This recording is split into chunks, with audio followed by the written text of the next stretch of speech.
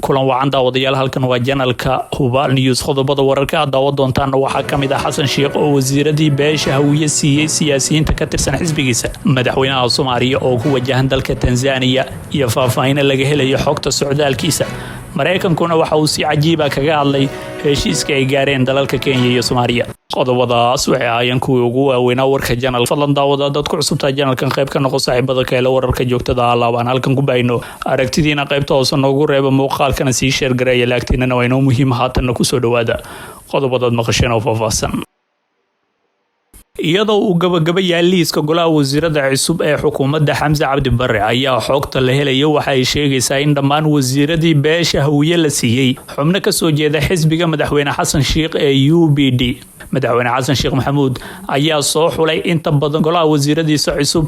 waxaana siyaasiyiinta la kulmay oo ay kamid yihiin xubnihii midowga musharaxiinta ee ka taageeray in dib loo doorto uu sheegay inuu soo xuli doono wasiiro uu si buuxda aqoon ugu leeyahay kuna kalsoon yahay wasiirada beesha hawiye ee madaxweynuhu ka soo jeedo ayaa la xaqiijiyay inuu ka soo xulay xisbigiisa waxayna kala yihiin kow Axmed Macalin Fiqi waxa la siiyay wasiirka beesha Habagidir ee uu ka soo jeedo waxaana xilkan sidoo kale olole ugu jiray Abshir Buqaari balse xil kale loo raadinayo markii ay suurtagal noqon weyday in beesha labadan siyaasi ay ka soo jeedaan ee helaan laba wasiir labo xildhibaan Cabdirasaaq Cumar Maxamed waxa la siiyay kursiga wasiirka ee beesha Xawadle iyadoo isla kursigan raadinaya Cabdullaahi Zambalowshe laakiin madaxweyne Xasan Sheikh ayaa u janjeersaday dhinaca xildhibaan Cabdirasaaq saddex Xasan Macalin waxa uu qaadanayaa wasiirka beesha Mursade waana dooqa koowaad ee madaxweynaha iyadoo ay meesha ka baxeen musharaxiinta kale ee ololaha kula jiray afar xildhibaan Maxamuud Cabdiraxmaan Beene waa wasiirka beesha Baadicade ee uu soo xushay madaxweyne Xasan Sheikh kana mid ah xisbigiisa iyo xubnaha ugu dhadhow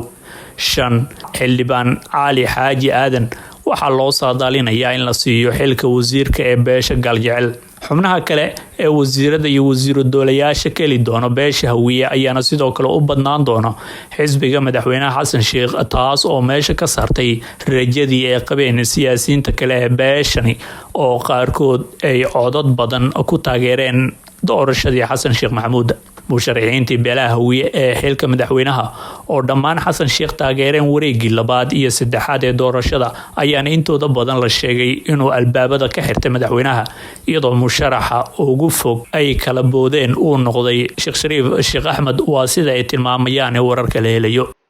si kastaba ilgaar ayaa lagu hayaa xubnaha golaha wasiirada cusub oo la filayo in saacadaha nagu soo aadan uu ku dhawaaqo ra'iisul wasaare Xamza Cabdi Barre geesta kalena madaxweynaha Soomaaliya Xasan Sheikh Maxamuud ayaa ku wajahan dalka Tanzania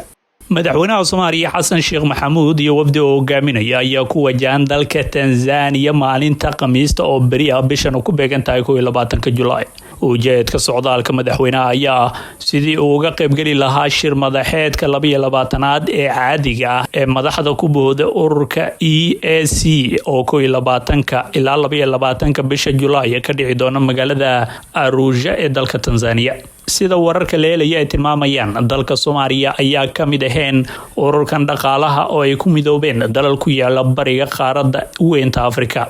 balse kulankii ku dhaxmaray magaalada Nairobi madaxweyne Xasan Sheikh iyo Uhuru Kenyatta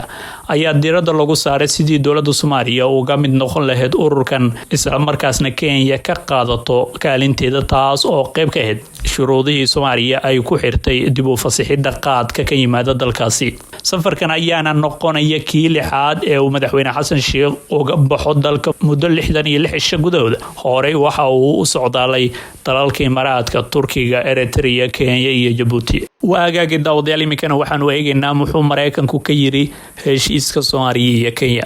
dowladda Mareykanka ayaa ka hadashay heshiiska cusub oo ay jimcihii la soo dhaafay wada gaareen dalalka Soomaaliya iyo Kenya kadib wada hadallo ee madaxda labadan dal ku yeesheen magaalada caasimadda ah ee Nairobi qoraal kooban oo ka soo baxay safaaradda Mareykanka uu ku leeyahay gudaha magaalada Muqdisho ayaa lagu sheegay in ka dowlad ahaan ay soo dhaweynayaan heshiiskaasi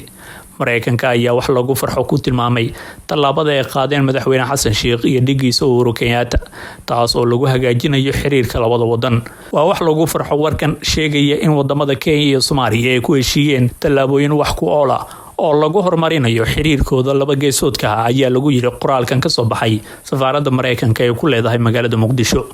dowladda Mareykanka ayaana saaxiib dhow la ah labadan dal ee Soomaaliya iyo Kenya waxayna ka caawisaa dhinacyada howlgallada militariga gaar ahaan dagaalka lagula jiro Al-Shabaab. Hadalkan ayaana ku soo aadaya iyadoo heshiis ka kooban 11 qodob ay gaareen Muqdisho iyo Nairobi waxaana ugu muhiimsan dib u fasixidda qaadka iyo fududeynta dalku galka.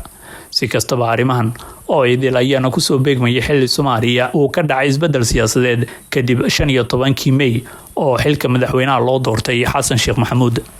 sidoo kalena warkan waxa uu ku soo beegmayaa xilli uu jiray kulan kale oo gaar ah oo dhaxmaray taliyaha nabad sugidda iyo sirdoonka qaranka Soomaaliya Mahad Maxamed Salaad iyo saraakiisha sarsare ee sirdoonka wadanka Kenya ka oo xogo kala duwan looga arinsaday waxaana ugu muhiimsaneed arinta dhanka amniga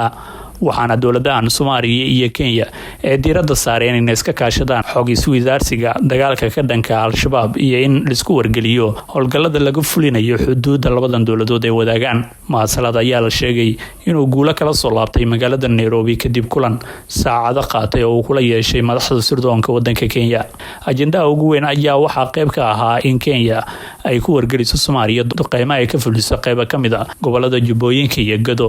oo ay inta badan waxyeello ka soo gaarto dadka shacabka laguna beegsado xarumo shirkadeed ee leeyihiin ganacsatada Soomaaliya. Mareykanka ayaa dhankiisa duqeymo ka fuliyo gudaha dalka waxaana la tilmaamayaa inay muhiimad gaar ah u leedahay in Soomaaliya iyo Kenya ay ka wada shaqeeyaan arrimahaasi maadaama dagaal adag ay kula jiraan kooxda Al-Shabaab. waxaa Mareykanku uu muhiimad sidoo kale u arkaa xog isweydaarsiga dhanka sirdoonka ee wadamadan dhexmari kara waxaana taas u arkaa mid fududeyn karta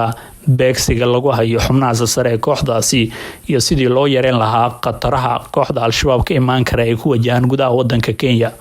Mareykanka ayaa xiro ciidan oo ku leeyahay gudaha wadanka Kenya waxa kal hore weerar khasaare badan dhaliya ku qaadeen kooxda Al-Shabaab waxaana la sheegaa in weerarkaas Mareykanku uu kala kulmay khasaare lixaad leh oo u badan mid hantiyadeed iyo mid nafeedba waxaana ku geeriyoodeen xubno sarsaro ka tirsanaa dowladda Mareykanka waxaana lagu gubay diyaarado dagaal gaar ahaan nooca helicopterka loo yaqaan waa sida ay baahiyeenba waqtigaas kooxda Al-Shabaab. balse wixii waqtigaasi ka dambeeyay Mareykanku waxa uu laba jibaaray xogtiisa ku aadan dhanka kooxda Al-Shabaab iyo duqeymaha uu ku beegsanayo. sidoo kale madaxweynaha Mareykanka Joe Biden ayaa dhawaan dib u fasaxay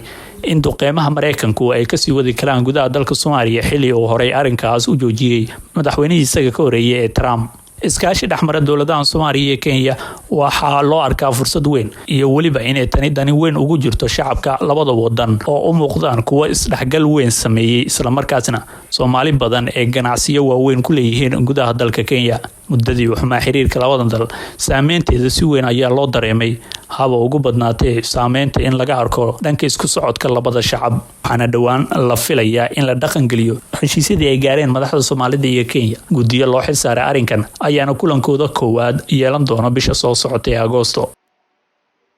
guud ahaan daawadayaal wanageynta warkii oo aad kala socoteen Mobile News fadlan daawade dadka cusub taa channelkan qayb ka noqo saaxiibada ku xiran ee halkan ka hela wararka joogtada ee maalinlaha aan halkan wararka joogtada ee maalinlaha aan u baahin aragtidiina halka oo ugu reeba muuqaalkan sii share gareeya laagtiinana waa inoo dhiirigelin waana ku mahadsantihiin daawashada iyo la socodka warka channelka Mobile News.